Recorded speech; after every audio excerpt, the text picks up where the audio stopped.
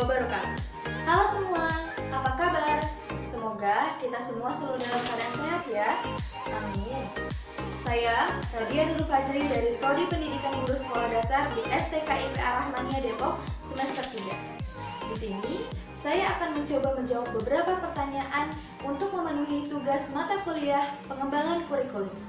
Pertanyaan yang pertama adalah,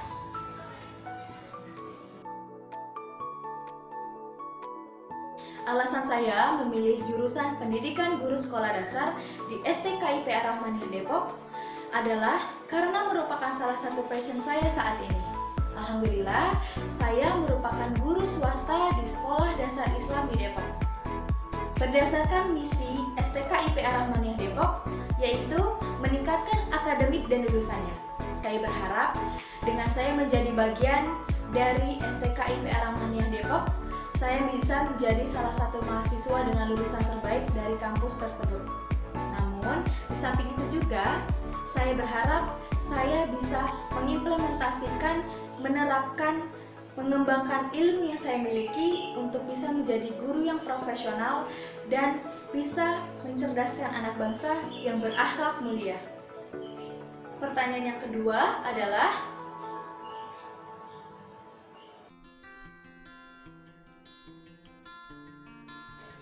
sebenarnya ada apa sih dengan sistem pendidikan yang ada di Indonesia?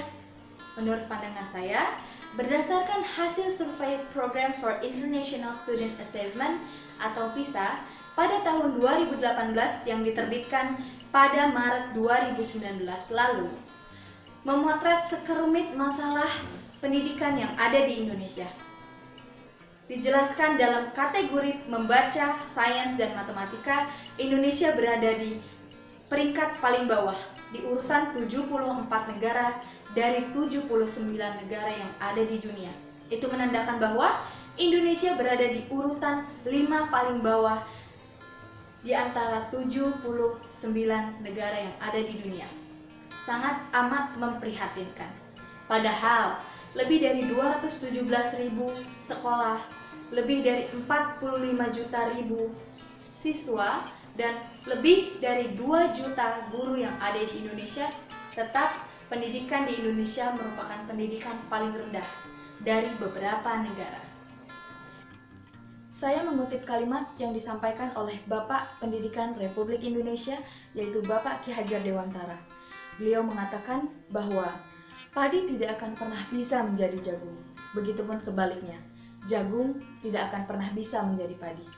Di sini terlihat jelas bahwa sistem pendidikan di Indonesia kuranglah efektif. Kenapa demikian? Saya akan mencoba untuk memberikan tanggapan berdasarkan opini yang saya miliki. Sistem pendidikan di Indonesia menuntut setiap anak yang ada di sekolah harus mampu menghafal di beberapa mata pelajaran. Padahal, menurut saya cukup mereka pahami dan mereka amalkan ilmu yang mereka miliki dalam kehidupan sehari-hari, menurut saya itu sudah lebih dari cukup. Karena jika mereka dipaksa untuk menghafal, otomatis tingkat keinginan mereka dalam belajar akan menurun dan akan menyebabkan anak-anak menjadi malas untuk belajar. Masalah sistem pendidikan yang ada di Indonesia yang kedua adalah, menurut Sir Ken Robinson, pendidikan di Indonesia dapat membunuh kreativitas anak bangsa. Kenapa demikian?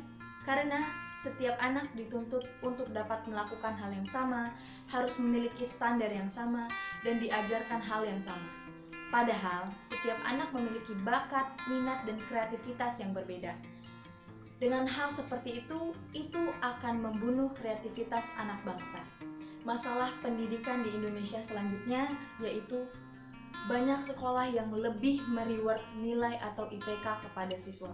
Padahal sejatinya nilai atau IPK tidaklah terlalu penting. Kenapa demikian? Karena yang penting dan paling dibutuhkan dalam kehidupan sehari-hari kita itu adalah skill atau kemampuan. Bayangkan, jika setiap anak memiliki nilai yang tinggi tapi tidak memiliki skill yang cukup, bagaimana nantinya mereka bisa menjalani kehidupannya? Pasti akan lebih sulit untuk mereka mendapatkan pekerjaan. Masalah selanjutnya dalam sistem pendidikan yang ada di Indonesia adalah kurikulum. Banyak sekali sekolah yang ada di Indonesia menggunakan kurikulum yang mengedepankan ilmu pengetahuan atau akademik. Bayangkan saja, jika setiap anak yang ada di sekolah dituntut untuk dapat memahami, mempelajari setiap mata pelajaran yang mereka pelajari, dan mengesampingkan yang namanya minat dan bakat atau non-akademik. Karena setiap anak memiliki bakat yang berbeda-beda. Jika bakat itu tidak digali, mereka tidak akan siap untuk menjalani kehidupan yang nantinya akan mereka jalani. Jika minat dan bakat yang mereka miliki digali, ditingkatkan, maka mereka akan siap menghadapi kehidupan yang akan mereka jalani nantinya. Untuk memperbaiki masalah sistem pendidikan yang ada di Indonesia, yang pertama adalah kita bisa memperbaiki mindset yang kita punya, terutama para guru.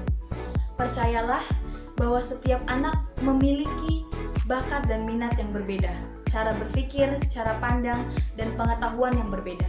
Kita tidak bisa menyamaratakan antara satu anak dengan anak yang lainnya, karena memang sejatinya Tuhan menciptakan manusia itu memiliki pengetahuan, bakat, minat, kemampuan yang berbeda-beda.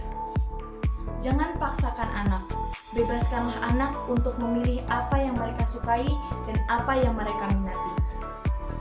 Yang kedua adalah perbaikilah kualitas guru yang ada di Indonesia atau pendidik. Karena dengan kita bisa memperbaiki kualitas guru yang ada, insya Allah kualitas murid yang kita ajarkan juga pasti akan menjadi lebih baik.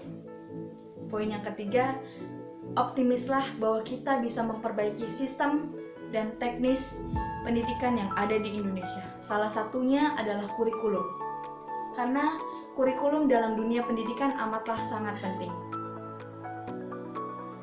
Lebih mengedepankan yang namanya non-akademis atau minat dan bakat pada diri masing-masing siswa. Memang ilmu pengetahuan penting, namun harus diiringi dengan kita bisa mengasah minat dan bakat pada diri masing-masing siswa. Dengan begitu, kualitas sekolah, kualitas pendidikan yang ada di Indonesia, kualitas guru, dan kualitas murid atau siswa yang ada di Indonesia bisa lebih baik lagi ke depannya. Dan kita bisa menjadi pendidikan di Indonesia yang lebih maju lagi ke depannya. Itu saja yang bisa saya sampaikan. Kurang lebihnya mohon maaf. Wabillahi taufiq wal hidayah. Wassalamualaikum warahmatullahi wabarakatuh. Sampai jumpa.